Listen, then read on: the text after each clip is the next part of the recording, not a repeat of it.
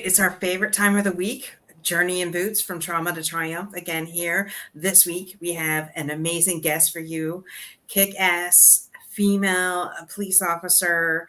Like this woman, I don't know. I've known her for 2 minutes and I just want to give her a big hug. And it's like Rambo and Robocop meets woman all in one. Like, seriously. Before we get started, I am your co host, Dorothy Odell from Unstoppable Overcomers Productions. This is my amazing co host, Dr. Janelle Royster, owner of Semper Modus. Dr. J, you want to share a little bit about what Semper Modus does?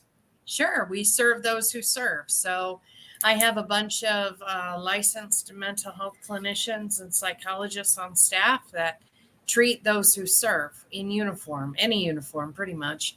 Nurses, doctors, cafe workers, people active duty, veterans, policemen, firemen, anybody who pretty much serves a purpose higher than themselves. But today, I finally got my bestie on here. So I've known her for 6 years. This is Officer Joanna Wallace. Welcome, welcome. Welcome, ma'am. Good evening. I hope I didn't offend you with that introduction that I gave. But And I laughed myself because my old department I used to work for, I got a nickname, and then a friend's wife made me a T-shirt, and the nickname came from somebody who wanted to complain that somebody had gotten arrested, and they went to the Commonwealth attorney and said, I don't know who she thinks she is walking in here like Rambo Barbie. Yeah. And I had no clue before I said that. No clue whatsoever. I made me a T-shirt that said Rambo Barbie. It was a thing. Wow. I love it though. Right? So She's amazing. Funny at the time. Absolutely. All right, Dr. J, you go ahead. Sure. So Officer Wallace and Officer Buchanan are really good friends. And then there's some other ones, Officer Jen, which I haven't gotten on the show yet, but we'll get there. And we all have T-shirts that say badass bitches. I love it. So that's pretty cool. We were on, Alicia was talking about getting tattoos, and I'm like, hang on, slow down, we'll see. I don't know yet. But we're here to talk to Officer Joanna Wallace, who is obviously from England.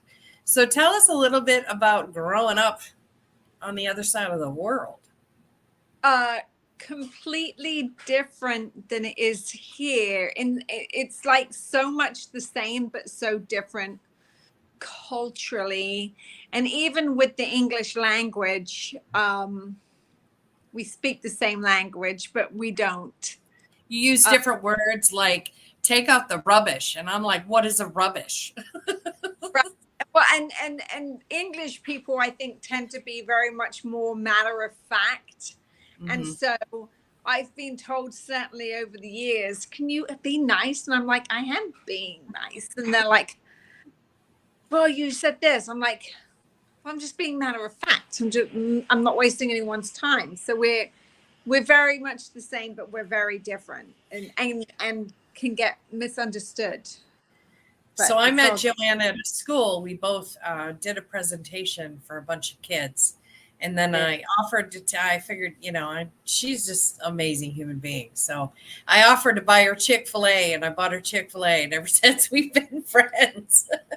Is that all it takes? Chick-fil-A, yeah. Well, come to Canada. We got Chick-fil-A here too. Oh, you're in Canada. I didn't even know that. Okay. Yes. All right. The other side of the pond.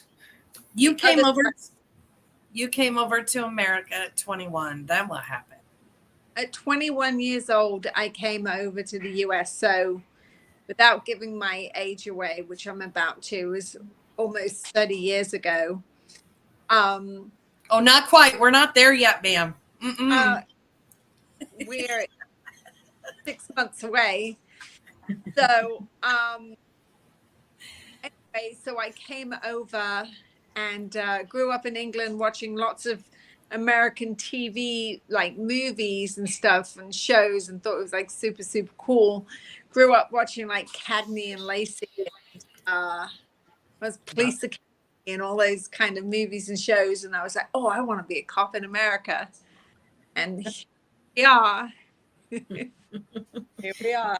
Yeah. And how was your police academy experience?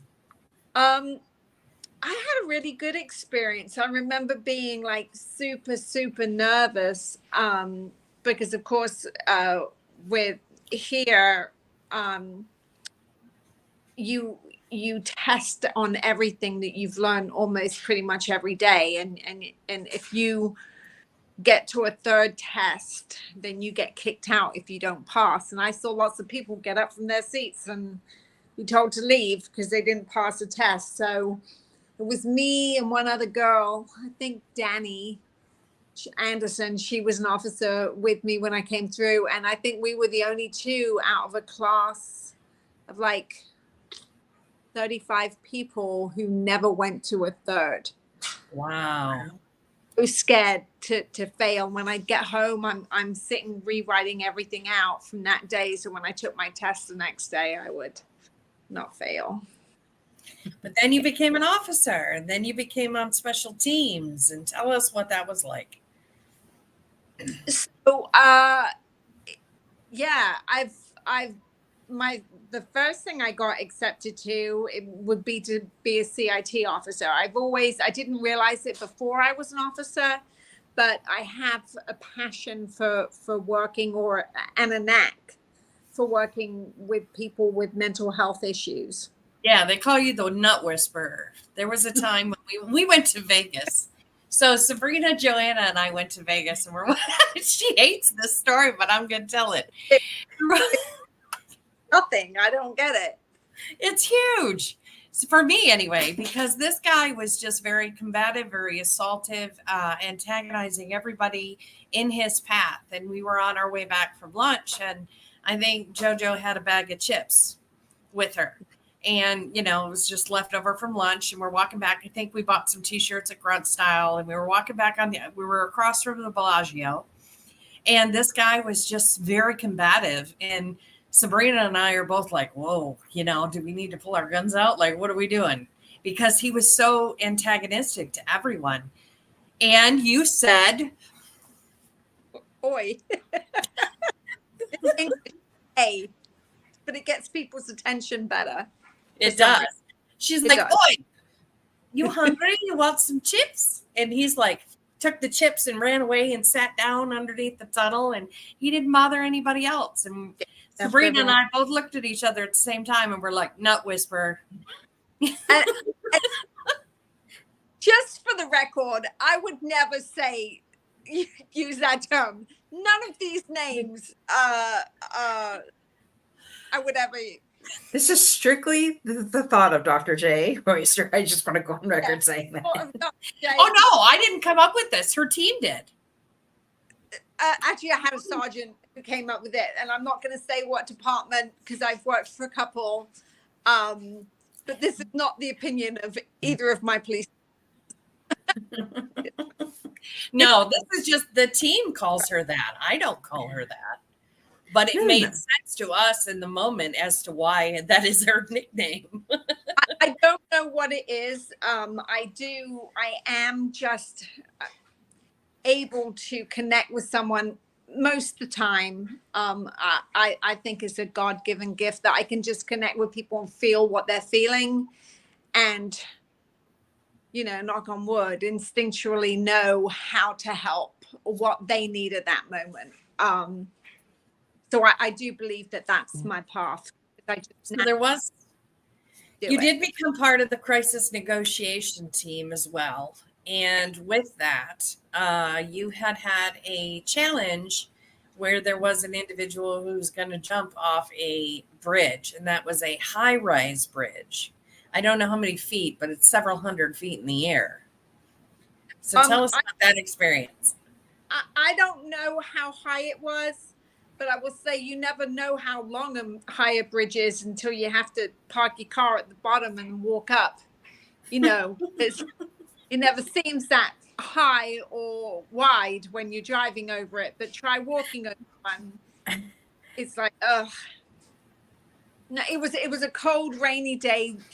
Young man's at the top of the bridge, like over the edge, hanging over, like, and it was really cold. And I was, me and my partner that I was with that day, we responded, and we were out of breath by the time we got to the top. You know, we're doing the whole walking backwards, holding your side, like, we halfway there yet? Like, it seemed like a good idea when we parked to the bottom. We probably should have parked at least 3/4 of the way up.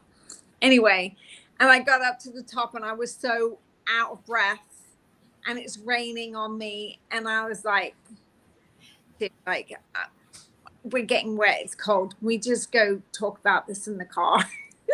And he looked at me, because everyone's like, no, don't jump. And I'm like, we just go talk in the car. I've got some coffee. And he was like, Can you say something about your makeup too? Like, my makeup's running, it's cold.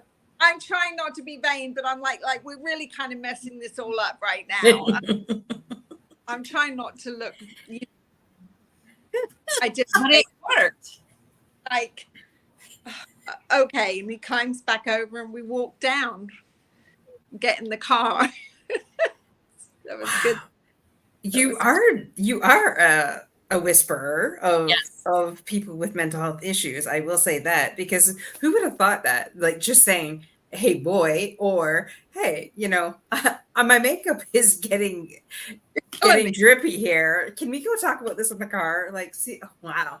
It's See? just brilliant. She totally mama beared him. Like, come on, let's go. We need to go sit in the car. Off guard. I think when you say things like, "Oh, don't jump," you're making them think, "Oh, maybe I should jump." Like, you know, I think you take them out of the element and the fear and make it more normal. Then they don't have to, if they want to prove that they're right and you're going like, "Don't jump," you're almost putting them in the position where they've got to prove it. But if you just completely ignore that, Mm-hmm. you know, psychologically, Dr. J here will tell you whether that's true, but I think psychologically that has an effect. You're not backing them into the corner of deciding whether they have to do it or not. Well, the word "don't," technically speaking and scientifically speaking, the word "don't" isn't computed in our brain. So that is a very much a challenge with language, is when you say "don't do this," it's like I don't hear the "don't." Oh, so you're telling, yeah, that's not fun. That's not good. So when we use different language, most of the time, our brains will receive the information. There was another time that you got put on the news for. There was a gentleman who was really, really distressed, and I'm not minimizing anybody's mental health issues, because they are more prevalent today than they ever have been. But he decided to put gasoline on himself, and he had a Zippo lighter in his hand. And she's just telling me about her day and how she talked him off this ledge of a 5-rise parking garage. And I'm like, "Ooh, I'm going to call my lady at the news." And she's like, "Don't do that." And I'm like, "You sure?" And she's like, "I don't care." And then the next thing she knows, she goes, "My chief just called me." Well, that because it's amazing. Well, that particular incident, more that there's that one and only one other where I've actually felt like, well, no, there's been plenty of incidents where I've been aware that if something goes wrong, I could get hurt for sure. Mm-hmm. And at the end of the day, as a negotiator, you're still, as much as you care about the person in crisis and their family, you have to be a police officer first, right? Which means the safety of everyone else around, the safety of the person, and your safety, right? So that takes priority over everything. So yes, there's been plenty of situations where I've been like, "Oh, this could not be good," but 2 instances in particular, and that one with the gentleman who had poured. So he was sitting down. He wasn't actually on the ledge, but he was on the top floor. The ledge was right behind him. and he had containers of gasoline, and he'd poured one all over himself. You could see he was drenched in it, and he was sitting in a puddle of it. And he had a knife on next to him, and he had a lighter in his hand. And the fumes were like super, super strong. And if you know anything about being an officer in uniform, like our uniforms are like polyester, which is not good, does not mix with fire at all. And so just being aware of how terribly this situation could end and to the danger of anyone else around. So we tried to get as many people, completely as far back as possible, because even in the air that were coming off him, if he'd lit himself, I mean, I'm not a firefighter. I don't know how far they would have gone. Right. So that was one of those situations where I was talking to him. I was very much aware, and I even brought up to him. I was like, I don't want you to hurt yourself or kill yourself, but if you don't have anything against me, please, or my colleague right here, please do me a favor or do us a favor. Let us know if you're about to do it, because we don't want to get burned. And he was like, oh, okay, I'll let you know. So that kind of verbal contract, like sometimes people think, oh, you shouldn't say this, you shouldn't say that. But, you just got to say what you're thinking. I think that's absolutely brilliant. Like, seriously. Yeah. He's human. He didn't want to hurt anyone else, So to make him aware, like, this could, it's not a good thing. So. You are a badass. Like, I would never have thought of those things, ever. Of course, I've never done the training either, but I think anyone, once they're put in the situation, will think of things to say. I don't think there's any right thing or wrong thing. Yeah, but I think most people panic in those situations. Most people can't handle, when I get that phone call at 3 a.m. and it's like, ooh, I'm having an emotional flashback to me being in Afghanistan. And I'm like, cool, what are we doing there? That's not the response that they're accustomed to. Like you said, the automatic response of don't jump, don't do this, don't do that. We don't approach people like that because they're just individuals that are challenged and very consumed in their despair at that moment. I think officers in general don't get enough credit for, you've got the whole fight or flight thing. And even when you don't have to actually fight, but you can't run, we don't get credit for going in towards to fix when it is dangerous. But I think it's a skill set that as time goes on, you gradually get better at, just keeping you calm. Like most cops, your first day that you get put on the street out field training, like you're nervous a little bit, right? So you have to make that traffic stop. You have to do whatever you need to do to get through it and be doing it on your own in order to kind of overcome that. And then it just becomes one of those things that's natural to you. Mm-hmm.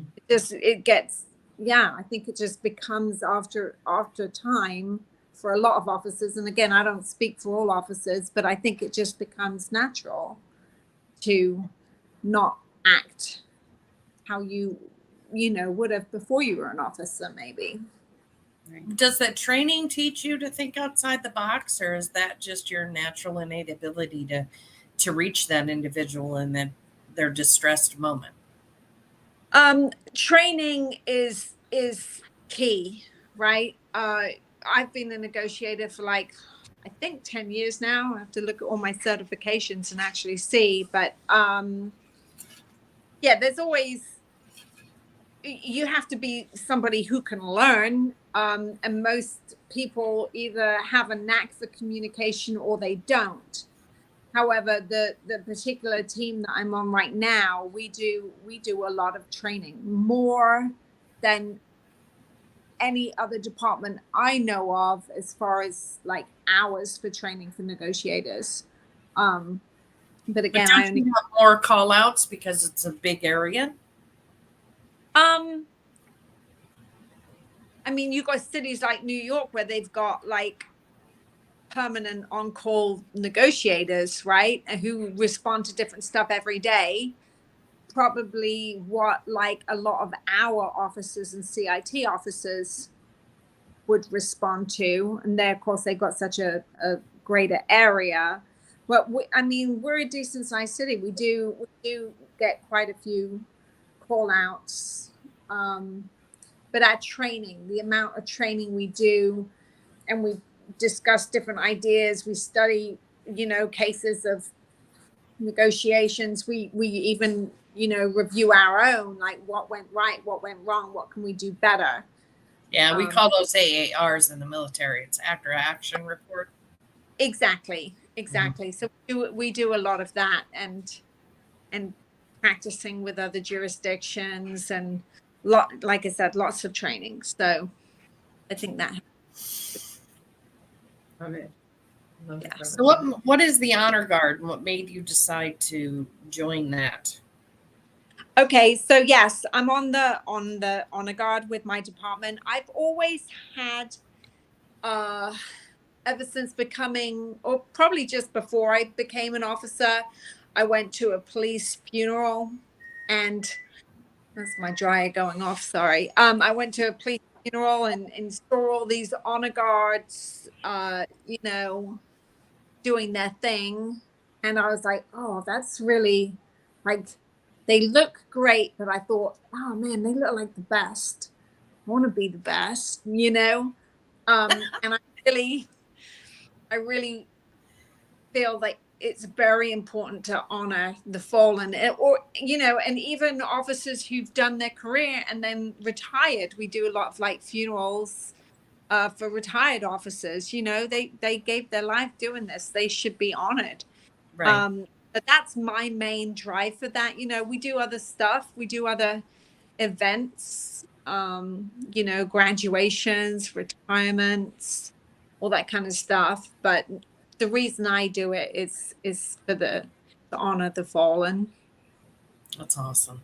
So this show is called From Trauma to Triumph. So we're going to talk about that a little bit, what you're willing to share, obviously. Okay. So how did you get your citizenship? You know this. So I know everything, but I want you to share with the audience. So I came over from England. When I first came here, I was a nanny for a year, and I ended up marrying an American man, and it didn't go well. And so by the time I came to get my citizenship, him and I were already divorced. I'd had my time in between, and I was actually getting ready to remarry, but I got my citizenship based on what was then, I don't know if it's still the same thing now, called the Abused Spouse Act. So I did deal with some traumas that we overcame, and actually I think it's really helped me. I don't regret anything that I've been through, or anything, you know, that anyone's done to me, and even what I've done back, because I feel like everything is a lesson. And I've certainly been able to help other people and read more into situations, especially domestic violence, because I notice certain things that sometimes not all people notice, you know, manipulation and all that kind of stuff. At my current department, we have a great domestic violence team. So that's really helpful, but that helped me be a better officer. Yes. Yeah. Turn your lemons into lemonade. Help somebody else with it. Yeah. And I do think that everything, like, I think everything is in life is connected. The bad things that happen too. I really do. So tell us a little bit about why you're home now, because you typically work evenings. I do. I did.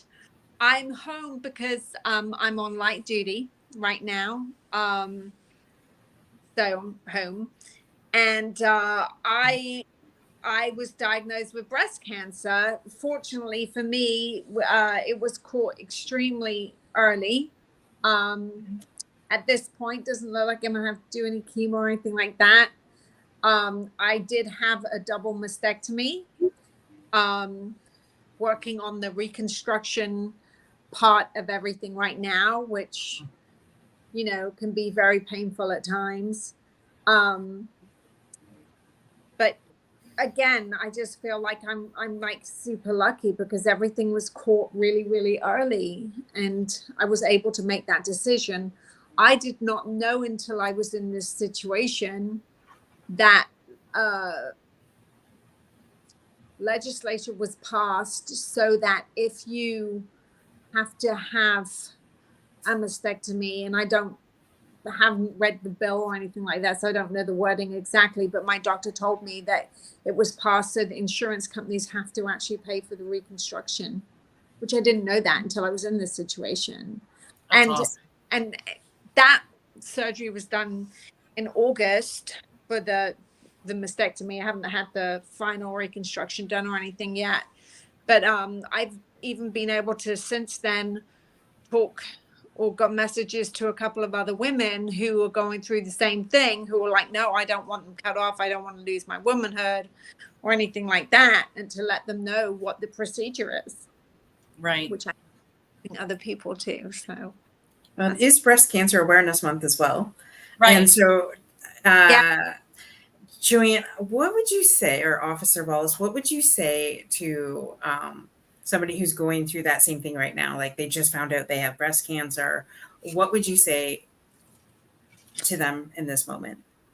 Good question, because I don't know that there's one specific thing to say. Like, it's such a myriad of different emotions at different times. I'm in a positive mood right now, right? I'm not really I do have a little bit of pain right now, but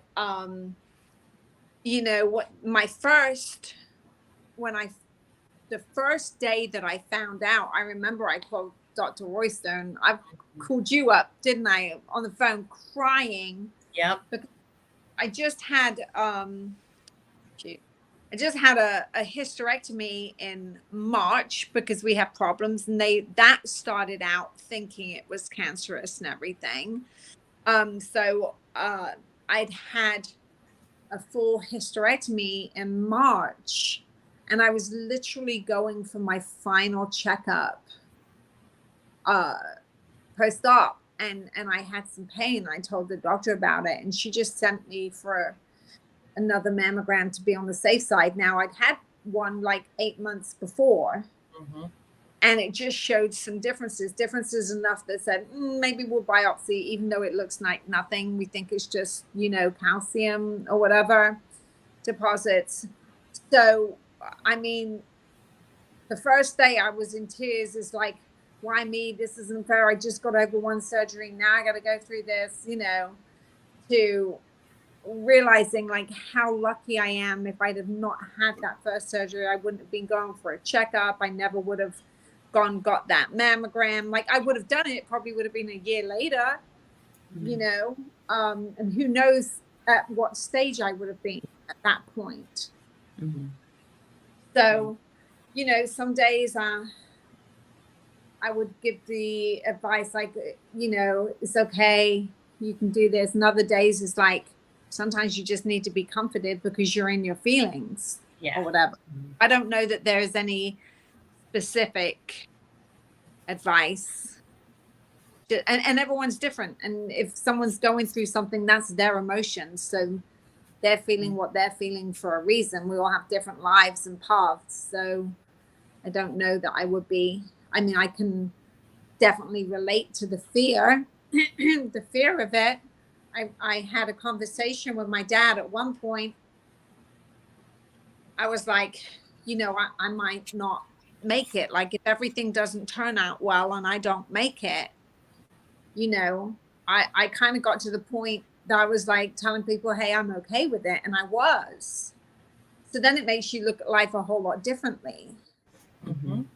I had a conversation with my dad. Look, if I don't make it, I'm okay with it because I have a good relationship, with God. And, I know where I'm going. Like, and a friend of mine was like, oh, that's nothing any parent wants to hear. And I'm like, you're right. As a parent, you don't want to hear that. But as a parent, if something happens to your child, you'd be glad you heard that. Right. Yeah. So I was faced with a couple of those difficult conversations, but yeah. Well, I mean, I know pretty much everything there is to know about you, but the audience doesn't, right? So, you have experienced more trauma than most, and you have survived and thrived in more situations than anybody I know. So, like, how did you move through that? No, you or what? It's good. It's a compliment. It's crazy because you hear all the time people's like, oh well, you're strong, and if we're all honest with ourselves, I don't want to be. I don't want to be. If I hear one more person say, oh, you can take it, you're strong, I'll just be like, ugh. Like, I don't Get out your gun. but I think us as women, I think we're all strong. It just, have you been through those situations that's going to pull it out of you? Like, I don't think I'm made of anything different than anyone else. I don't think I'm better than anyone else, but I certainly have been in a lot of situations and where I've had to kind of get that inner strength to stand up and keep fighting, because what's the alternative? Right. She can't even think about the alternative. That's what makes her amazing too. She doesn't even think about giving up or quitting or, checking out. Like, none of that. Oh, I've definitely thought about giving up and quitting, but my mother, I'll say this, I never saw my mom a day in her life without her hair and makeup on. And it was always like, she would say, don't let them see you weak. Don't let them see you down. Don't let that. And she was very feminine, very loving, but she also had this like mighty inner strength. Mm-hmm. And I was fortunate enough to be raised with that. And I never saw my parents quit. So to me, it was just like, well, it's just something you don't do. It's not proper. It's not English. Like, we don't. What are you talking about? So no, I don't like having to fight. I wish somebody or I could do it for me, or I could just not have to. But when you have to and there's no one else, I think all of us rise to the occasion. You said something so profound there. We're strong enough to do it, but that doesn't mean we want to. Like, Right. I when you said that, I'm like, nailed it on the head, because Yes. I'm no different than anybody else, gone through a lot too, kept putting one foot in front of the other. But then it's almost like, what other choice do you have? Right. But then there are days that I'm like, you know what? I want the word responsibility. I hate. I want it out of my realm. I don't want to be responsible for another human being. Right. I did all that growing up. I don't need to do it now. And so I get you when you say that. I thank you for. No one's ever said that on this show before, or the other 200 episodes that I have done in the other shows. I thank you for saying that, because that is validation that we can, but we don't want to. And there are times we just don't want to. We don't want that responsibility. Right. Well, I think especially that first day, I don't know what it would have been like had I not have to go through all the stuff with the hysterectomy I had to go through. And that was a year. I mean, Dr. Royster took me to some appointments, and, that was a whole year of tests, and, oh, you're okay. No, wait, no, you're not. Like, cancer cells. Oh, you're okay. Then another test. Oh, we did this. And then 3 months later, oh, no, you're not. So that was a whole over a year. Right. Roller ride. If you're okay, no, you're not. You're okay, no, you're not. And then when we finally like, okay, let's just take it out because we can't figure out what's going on. And after surgery one time, she was thirsty and she was coming home, but she was still medicated. And we stopped at a Wawa gas station because she was thirsty.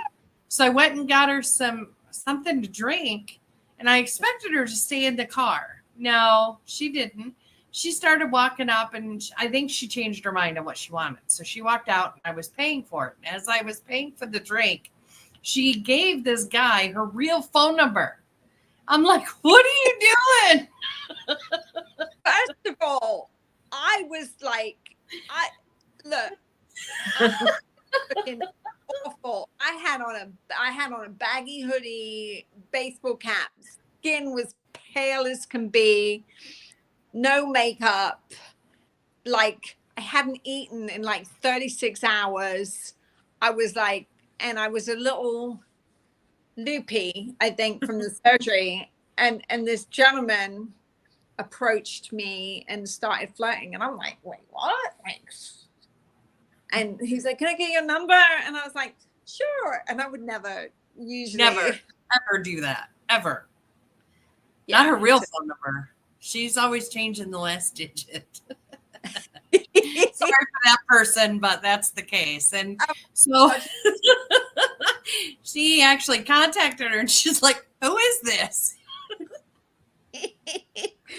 but yeah, I did. Because she didn't remember who he was. So did you go out on a date with the guy? No. This is not a gentleman that she would date. No, not at all. Oh my gosh. The other thing. No, the guy, he was 25, maybe. Yeah, Ford Taurus with no muffler. No. No, actually, he was like 35, so it's not quite that bad because I would never talk to somebody 25. That's just wrong. I mean, yeah, wrong. Well, medicated, I don't know. Well, then she could have added cougar to her name on top of badass. Yeah. I don't know if we're going to be having those kind of stories. But you made me do my chat. I was actually, but going back, Dorothy, to your initial thing that you were saying, that first day when I found out about, that I had to get biopsies, I called. Was it maybe it was when I got the results? I'm not sure, but I called me both times. Yeah, crying and everything, and I was saying, it's not fair. I don't want to do this. I just got over this. I just got over that. So I think it's natural to have that break, and it's okay to have that breakdown. Mm-hmm. But it's not okay to stay in it. Right. Yeah. Because then you have to be like, oh, I don't want to do this. Oh, well, I've not been given a choice. I have to. So then you get up and you put one foot in front of the next, even though you don't want to. Everyone's like, girl, you can do it. You're strong. And I'm just like, ugh. I hate that. I want to be strong. Yeah. I hate that when people say that. I do. I hear you. Yeah. I could go on something else, but I won't. So Dr. J, you ask your next question because I'll go back to it and she doesn't want to answer it. Well, she'll answer it. She'll answer any question you have. I was just going to say. I will. I was just going to say, you could have took the young one for a ride.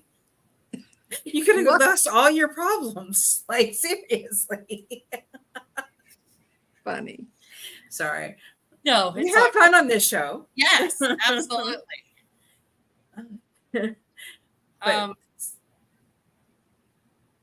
So, seeing cop shows and seeing all that, being a female police officer, it comes with its own challenges.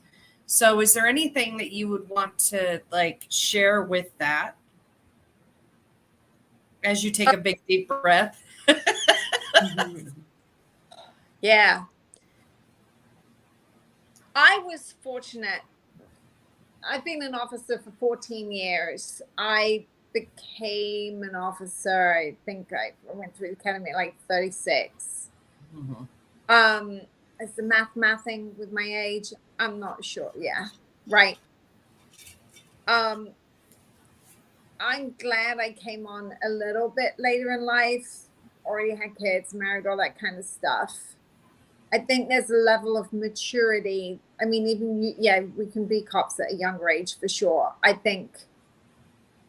I personally believe, having someone who's got some more life experience, those life experiences made me a better officer. That's for sure. As a female officer,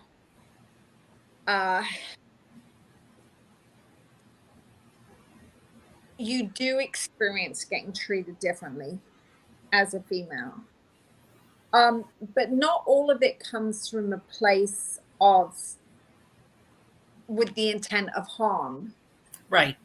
I found quite a lot, even if I was the primary officer on a call and even getting there first, something as simple as having to clear a building. Mm-hmm. My call, my beat, I'm there first. You wait for, K9 and a couple of other officers to get there. And we're like, okay, we're going to clear this building. Instinctually, there was always one guy who would be like, all right, Jojo, that's what my friends call me. Well, all right, you guard the perimeter here in case someone comes out. We'll go in and search. And it's like, hold up, wait. And I think it comes from this natural protection that some men have to protect. Right. But I don't think it always comes from a bad place. Mm-hmm. But you do have to stand up and fight for yourself more and be like, we have the same training. What makes you want to put me outside when this is my call? So you do experience that. You do come across people who do just think as a woman that you're not as useful. I find that as a woman, you do have to work harder and be better in order to get the same amount of respect. Mm-hmm. So I think females in this profession need to be cognizant of that coming into it. There's a lot of ways that this world should be, but the truth of the matter, it isn't. So you have to know that going into it. I would highly recommend that you don't date within your own department. Speaking of which, how is it being a female police officer? Because most people, think, oh, you're a cop. Oh, cool. But at the same time, they struggle with you being a cop when they're trying to date you. So sure. Tell us a little bit about that. There's this attraction that certain people have towards other people in uniform. And, I've heard so many times, oh, you look great in uniform, or women in uniform are so sexy, or you're this, you're that, it's so hot, or whatever. And it's like, okay. They just want to be handcuffed. It's okay. So you're giving me the ick. Anyway. Giving me the ick. But with that said too, it's great in the beginning, but so many people these days aren't secure within themselves that I found myself in several situations where I feel like the gentleman in the relationship has felt emasculated. And I've definitely caught myself playing down things that I've done that day. Just, hey, sweetheart, what'd you do today? Oh, I had a couple of meetings. I met with the financial advisor. And we had a meeting about what to do with this salesperson and blah, blah, blah. What'd you do? And I'm thinking, well, we chased a bank robber today and I arrested this one dude and blah, blah, blah. And I'm like, nothing. It was kind of a quiet day. Because, get used to those like kind of shady side remarks and the attitude. So I look forward to when I meet my match, meeting somebody who is secure enough to want to celebrate those things instead of downplay them with me. Right. And if there's a gentleman watching right now, send your resume into us here at GrahamDorothy408@gmail.com. And we are going to make sure they go through a screening process. Yes. Because screen them and not me, because I might be very good at talking to people at work because there's no you know, but when it comes to me vetting potential, Yes. I'm getting better. I'm getting better, but She shuts people down very quickly. So we have to work on that. I mean, I think actually, I don't know, Dr. R. Okay, I don't think we do have to work on that. I think it's good to be able to shut people down quickly. Like you see something, you know it's not right, it's a red flag, you shut it down. Why do we Because not do that? exactly. Okay, can I just have to throw something in here? As a woman, we take years of, playing down what we do and things Right, like that. And if there is a red flag because a guy says something or acts differently, like right. completely out of character, and this is her everyday life, hell yeah, shut that bitch down. Like, why would you want to go torture yourself through that? Next. Yeah. No. I agree with Dr. Officer Wallace on this one. Sorry, Jay. Yes. I mean, I think she's too hard on him, but that's my opinion. I mean, yeah. Okay. In her defense. Since I've been here the whole time. Because she has. I don't think there's anything about me that she doesn't know, honestly. It's true. In her defense, there have been a few very nice people that I've shut down, maybe because I wasn't necessarily in a good place or just got too picky. But I think that comes as growing too. Like you feel like you need to see certain things. But I do feel like I've grown a little bit since then. But I've shut people down for some. Because there were some very nice gentlemen, and you were like boring, and I'm just like, that's kind of what you need right now, JoJo. So, what are you looking for in a man? Well, she's been kidnapped twice, so we want to make sure that doesn't happen. Oh my gosh. Are you Yeah, serious? so we will On share dates or is this through work? Okay, so no, the first one, I was young. I was probably 17 in England still. And the word kidnap, it's used the word abduct, which is to hold somebody and not let them leave against their will, right? I was doing some music back in the day with a friend, and we're in a studio, and some dudes came in to rob it and held us up and held us there for a couple of hours, wouldn't let us leave and all this kind of stuff while they were beating up the owner of the studio. That was my first. So I mean, kidnapping is a strong word, but definitely was not free to leave, you know. And the other time, and I have told this story, and it's funny, but it's not funny if you look at the climate we're in today with sex trafficking and young girls being truly kidnapped and trafficked, right? Versus what some people, you know, certain legal definitions of sex trafficking. I'm talking about stealing young girls and different countries, different states to literally, you know, prostitute them out. Right. I was in Northern Africa. I was with a girlfriend, and my phone moved. We were on a trip, and we were making our way. We were walking through this marketplace in Morocco, and we were making our way back to the boat after spending a day out in different groups. And Jenny and I were walking on our own. And as we were nearly back, this gentleman came out from behind a tent in this market and grabbed my arm and started pulling me away. You're coming with me. Jenny starts screaming and I'm screaming, and she grabs my other arm, and it's literally a tussle. And he starts pulling me away. Well, then there was a group of English guys who were on the same boat, who saw the commotion, and they ran up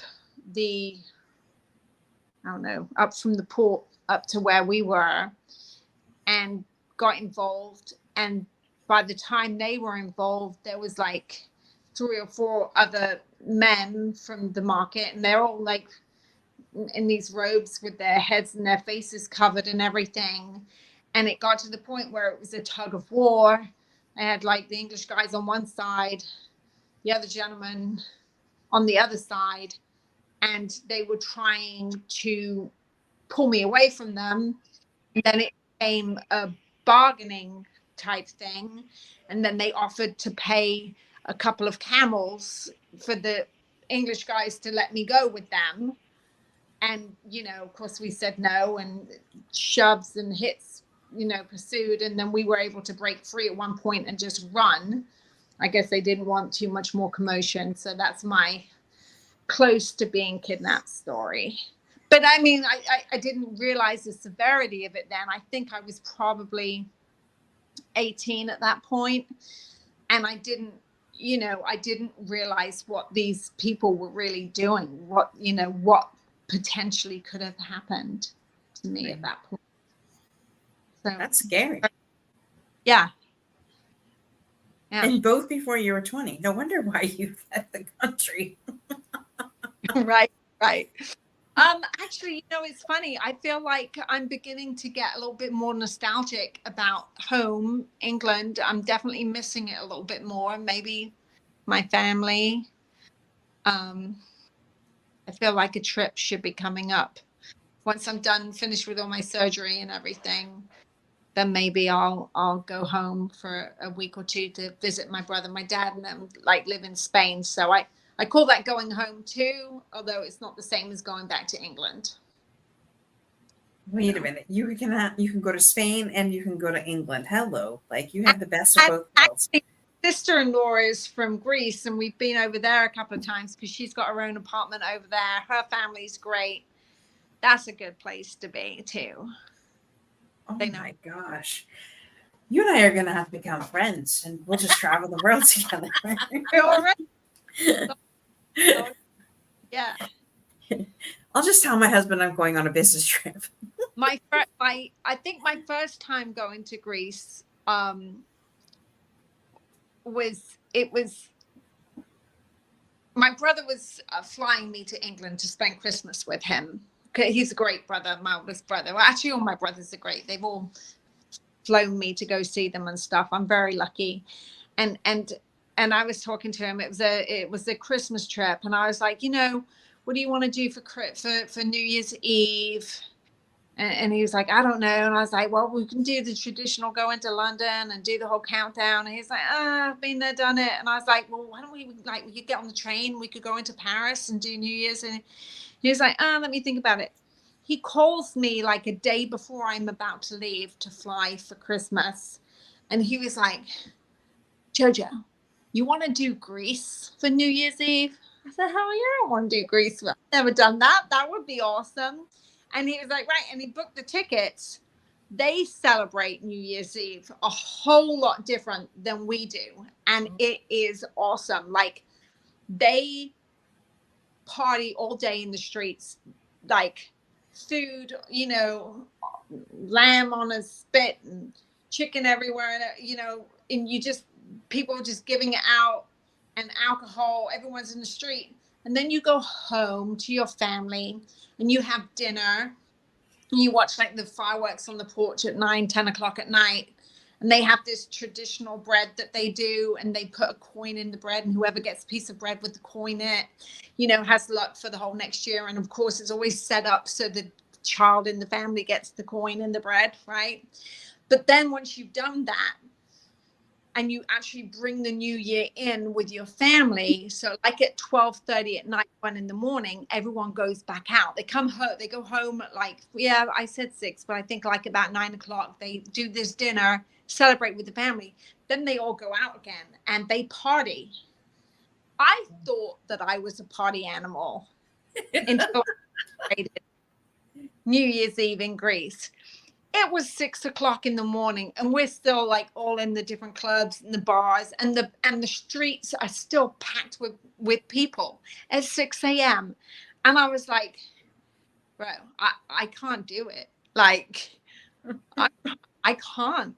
Like, by the time it hit like 6:37, I was like, yeah, we got to go home. I just can't party for 24 hours straight. However, I would appreciate trying again and knowing in advance how much they party so I could sleep and then probably doing it. That would be pretty cool. That's amazing. Well, let's go. Yeah, I'm down. All right. Yeah. We got an apartment in the town called Thessaloniki that we can use. It would be awesome. Oh, Yeah, I got a wow. passport. I'm all set. Well, actually, I think, don't we have to get visas now to even go out of the country to go to Europe? Someone was saying that the other day. You have to get a visa. I No, don't no. know. I'll look Anyway, into it. awesome. Oh, wow. This has been an amazing hour. I can't believe the hour is just about up. Being an hour, been talking yeah. a lot. I apologize. No, well, that's what you're supposed to. You're our guest. Oh, is there anything you want to share? We want you to stay on afterwards so we can chat more. But is there anything you want to share? I don't think so. I don't know. I think we know a lot of what I've been through. Not all of it, but a lot at this point. Leave some for another show, maybe. Sounds good to me. Maybe we'll have you back for another show because this has been interesting. You're very, very interesting, Officer Wallace, and thank you. I mean, I still have this visualization. It's funny because every time we've had a police officer on there and they've shared their calls and things like that, I could really visualize you going up this bridge and say, my makeup, everything here, like. Can we just go in the car? It's cold. I could just visualize you saying that. Like, I don't know what this guy looks like in my mind. He looks like a certain way, but like that is so badass. Like, I bet you no one else would have thought of that. And if anything, you give other people the opportunity to help you. Yeah. Oh. Psychologically, people like to help other people. Right. Yep. So you get them to do you a favor. What has been your most memorable time on the force? I mean, they all sound pretty memorable, but is there anything else, any other time that stuck out for you?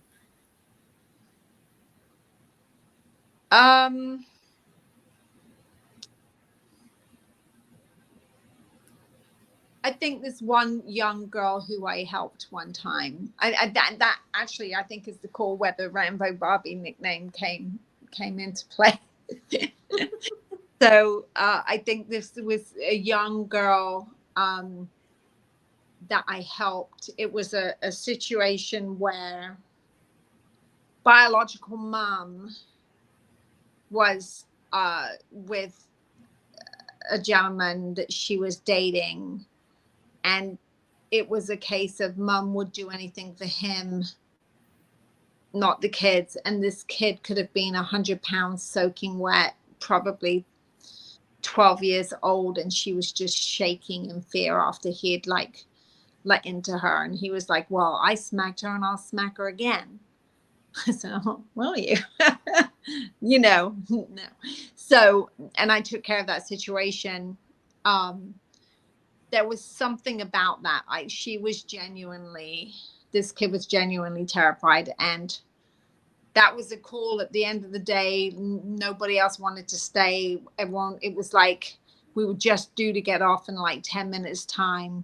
I knew that by doing this, arrest instead of trying to defer it some kind of way was going to take me hours. But that to me, like when you really help somebody who really needs it, and that's not the only situation, that to me is most satisfying. Right. Yeah. I love that you said that, because some doctors go into being a doctor for the paycheck, and some officers go in for the paycheck, but some are there to live a life of service. And the reason why I said that is because I had a family physician for almost all my life, and he retired on me. And I said, why would you be a doctor for that long? I'm 48. So 46 years he was my doctor. And he goes, because it was all about the service, on how I can help people. And that stuck with me like forever. And I've met doctors since then that just don't give a shit. Like they just, yeah, let's do the OHIP. Let's swipe your medical card here in Canada. And so a life of service truly means a life of service. So when you said that, you know, okay, yeah, you could have said, oh, let it be the next officer on duty, but you knew that you had to respond. So that's awesome. And it's like, you know, I don't think anyone, well, today people are just doing it, unfortunately, because they want a job. But especially when I became an officer, it wasn't just because you wanted a job. It was because you really wanted to be a cop. So there is that. But of course, you know, the compensation does matter. You know, it's getting harder and harder for officers to survive with the pay, and that's a whole, I'm sure everyone's talked till everyone's blue in the face about that one. We do need to get compensated better. We shouldn't be in situations where we're like, oh, I can't afford, like, can I pay my water bill? Can I pay that? Like that's just not what it was ever meant to be. But there's still a lot of really good officers who are in it because they wanted to be good officers. So yeah. And you're clearly one of them. Clearly. Thank you. Well, I'm going to put you on the spot a little bit because you are a very seasoned officer. I mean, 14 years on the service or in service. What do you say to those, you know, people who shun or shame or, you know, defund the police? Like, what do you have to say to those people? Because I know you got a lot to say about this, but what you're going to share here is going to be interesting. Yeah, because these are my opinions, not mine of department or anyone I represent, right? This is not, yeah. Yes. What does JoJo have to say about those officers that are on a power trip, that take advantage of situations, that do things that, you know, cost the society to believe negatively in all of the officers just because of one bad apple? Well, yeah. So does it happen? Absolutely, it happens. There are bad people who choose the profession as officer so that they can manipulate and get away with things. I do truly believe that. And just like there are people who are parts of different crime syndicates who, you know, bring people up and keep them clean so that they can be police officers too, so that they can, you know, it works both ways. No one hates a bad cop more, obviously, than the victim, but more than a good cop. Like, and there are lots of really good cops. And we hate it when we see that, you know, bad stuff happen, because unfortunately for us, we get tried in the media, and we don't just get tried as that officer. It's just police in general is how it feels and seems to be sometimes. I've personally been in a situation a couple of times where I've pulled an officer back and been like, hey dude, walk away, I've got this, because you're losing your shit. Like, I got it. Right. Yeah. I remember I was actually in field training, and we were clearing a building, and there was an officer who helped himself to some candy that was in that store that we were clearing for a burglary. And I was like, what's he doing? And his response was, well, we have to come here and clear this building all the time. I think I've earned it. And I was like, oh. I tell my field training officer, you know, what happened, and it ended up going all the way up, and that officer was ultimately fired for stealing. And so I was one of those officers who wasn't even okay with stealing a $5 piece of gum, because it's not yours to take, right? I was always the officer who intervened before we have these new policies about the duty and laws about duty to intervene. So nothing's changed for me.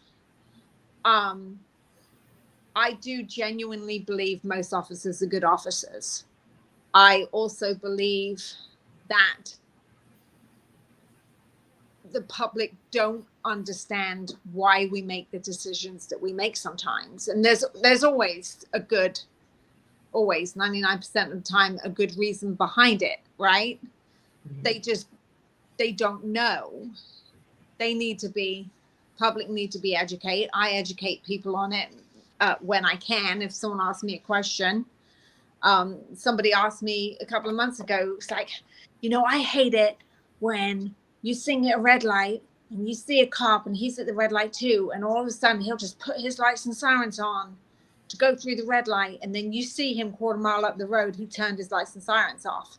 You guys think you can get away with anything, you just do that. And I had to explain. I was like, dude, like, contrary to what you believe, cops don't do that.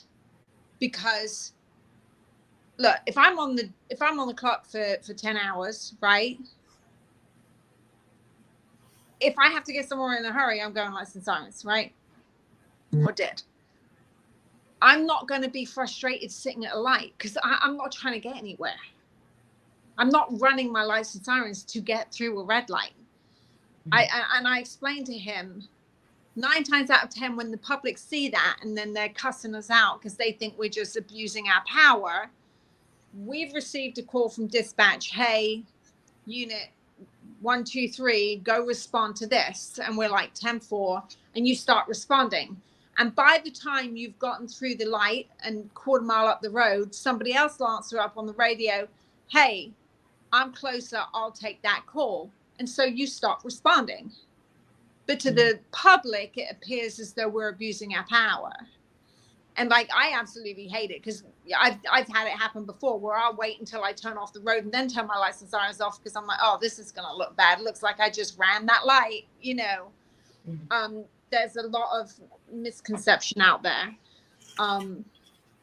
Most cops, 99.9% of us are really decent people who don't abuse. But for the ones that do, they make it hard for us, is what I would say.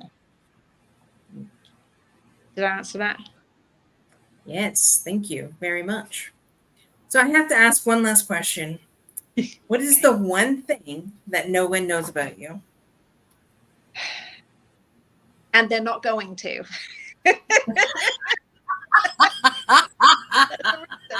If Dr. Royster doesn't know it, there's a reason. I really don't know. She's pretty. Go on. You're pretty transparent. I don't. There's not a lot hidden about JoJo. No, like anybody who actually knows me to have conversations with, my handful of like 4 or 5 people who are my true friends, Dr. Royster's one of them, I really believe know everything about me. Like I can't think of anything that she doesn't know or that she could ask that I wouldn't tell her. Right? Right. Good, bad, pretty, ugly, whatever. Okay. A lot of people think they know me and have opinions about me who've never even had a conversation with me. So a lot of people think they know me. So I don't think there's anything that I hide or that people don't know. So what is your favorite food then? My For favorite us that don't know, us that don't know you. My favorite food? Yeah, just something random.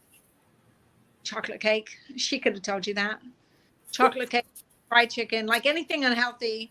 A good charcuterie board is always, and glass of wine is always good. Like I can't even like food because I can't narrow it down to one thing. Like I might want chocolate cake one day, or I might want cheese and wine another day. Like there's no. She likes her pizza. I do. I will tell you, the first time I went to JoJo's house, we had to get together and we were going out to dinner, and everybody was having wine, and I'm not a wine drinker. Like I don't really care for alcohol. So when I do have alcohol, like it was so bitter. It was like a really, I don't know if it was Cabernet or like a Merlot or something. I don't know, but it tasted terrible to me. So she's in the kitchen, like stirring simple syrup, sugar stuff and trying to make it more of like a sangria. So it was sweeter for me so that I would do this toast. And that's just the kind of person she is. She will completely go above and beyond. And she met me once before. Like, I bought her Chick-fil-A. That was the last time I saw her. So for her to like spend her time in her house in the middle of getting ready just to make me simple syrup so that I would drink with everyone and include me in this, is that shows you who she is. And you do like your sangria, that I will say. That yeah. But that just At happens Olive to Garden. have alcohol in it. But I do like me some sugar, I will say. Yes. Yeah. Sugar is the devil. It's my weakness too. I really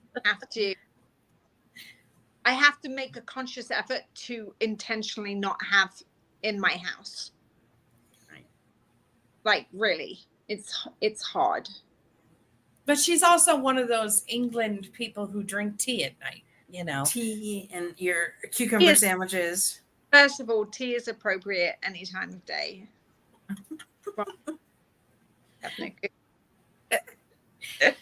But she's definitely introduced me to a lot of things English, like Scotch eggs and, you know, just different things that I was like, what is that? It's just, I don't know. It's an amazing, you're very accurate in speaking about the cultural differences are so significant.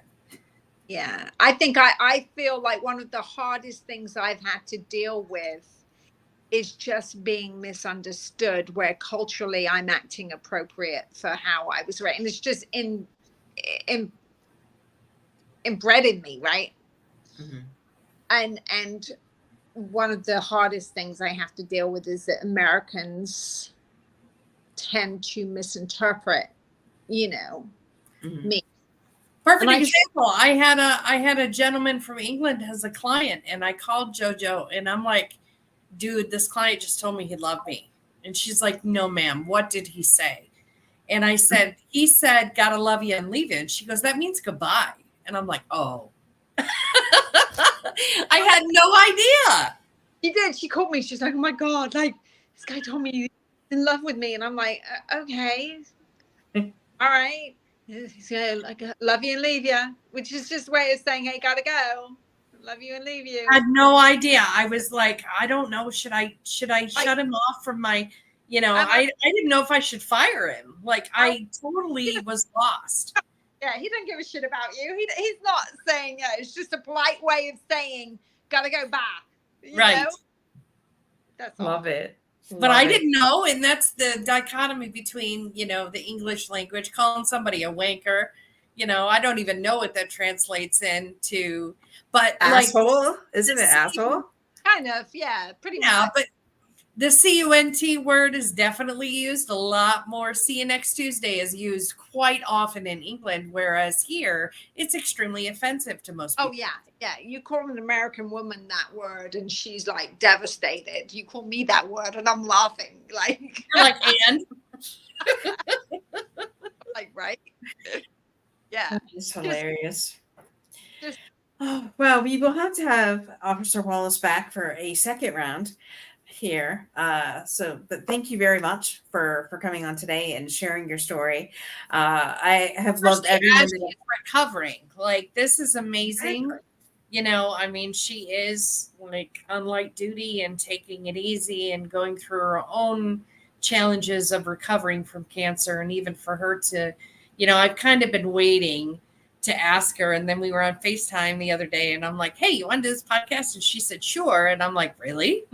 Because I didn't know whether she was, you know, physically ready or not.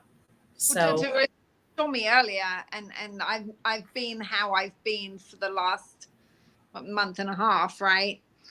And this recovery has been so much harder than I expected. I've had a few complications and had to go back and get stuff done. So, but like, you know, I was like, no, don't worry. I'll brush my hair, put the hot iron through it, and I'll put some makeup on. I know I look like shit right now. Just give me an hour. I'm showering now. Don't worry. We'll fix this. Because she's looking at me like, I'm like, we'll fix it. We'll put some makeup on. She knows better than that. I don't care if she has makeup on or not. I like her freckles, so it don't bother me at all. I think she should go out more often without it on. Oh, there you go. It's my opinion. For the last 6 years, ma'am, I'm going to stick to it. Yeah. Yes. Well, thank you for having me. I appreciate it. It was a lot of fun. Absolutely. All right, guys. Same time, same channel next week. We'll see you next week. Don't forget to subscribe to our YouTube channel, Unstoppable Overcomers. Share with your friends. Yes. See us on Spotify at Journey in Boots, and subscribe there too. Share Be with all safe. of your. Yes, be safe. Be And see kind. you next week. Yes. Bye. Bye.